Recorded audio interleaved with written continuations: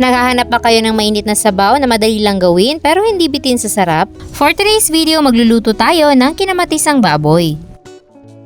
Mabilis lang to at tamang-tama ngayong maulan ng panahon. Una ay magpapainit lang tayo ng konting mantika sa kawali, tas magigisa tayo ng sibuyas. Kapag aromatic na yan, isunod naman natin yung bawang.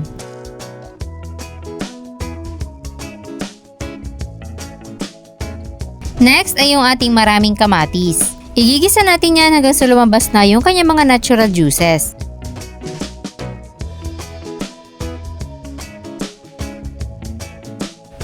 Kapag ganito na yung itsura ng ating kamatis, isasabay na natin sa pag-isa yung ating pork. Meron pala tayo ditong mix ng pork ribs at pork belly. Mas malasa kasi yung sabaw kapag merong buto-butong kasama.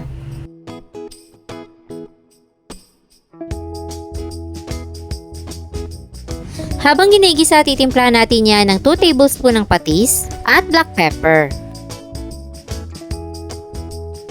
Then, igigisa lang muna natin yung mabuti. Then, lalagyan natin yan ng sabaw at palalambutin natin. So, papakuluan lang natin to ng mga 30 to 45 minutes. After 45 minutes, check lang muna natin kung malambot na ba yung pork. At kung malambot na, mag-adjust lang muna tayo ng timpla. Pwede kayo mag-add dito ng asin or mga all-in-one seasoning. Kapag okay na sa inyo ang lasa, pwede na natin ilagay ang sitaw. Isabay na natin dito yung stock ng ating pechay. Then, isimmer lang natin yan ng ilang minuto hanggang sa lumambot.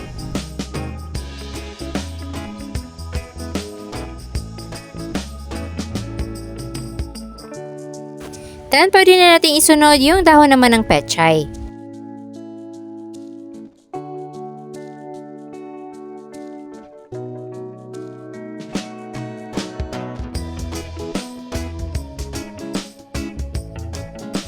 Simmer na lang natin ito na ilang minuto pa, yung sakto lang na hindi naman ma-overcook yung gulay.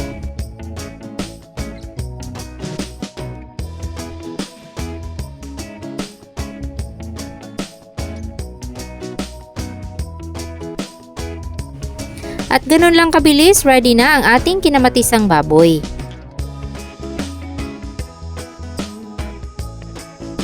At syempre, perfect partner nito ang patis at kalamansi.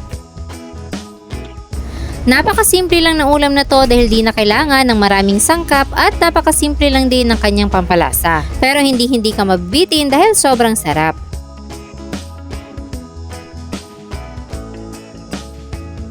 Tapos lalagyan pa natin yan ng patis at naku, solve na solve ang kain mo.